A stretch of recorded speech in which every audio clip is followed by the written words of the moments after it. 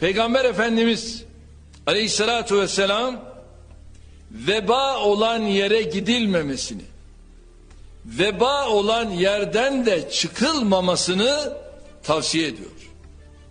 Bugün bize düşen de hadisi şerife uygun şekilde Covid-19 virüsünün bulaşma ihtimali olan yerlerden uzak durmak, virüse maruz kalmışsak da iyileşene kadar diğer insanlarla teması kesmektir.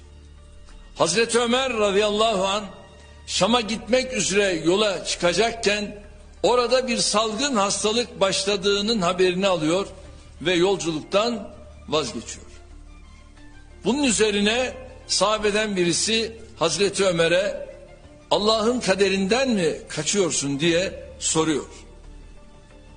Hazreti Ömer radıyallahu anh bu soruya cevabı çok manidardır.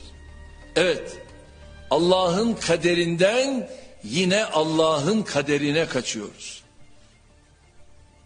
Bugün bize düşen görevde gereken her türlü tedbiri alarak takdiri Allah'a bırakmak.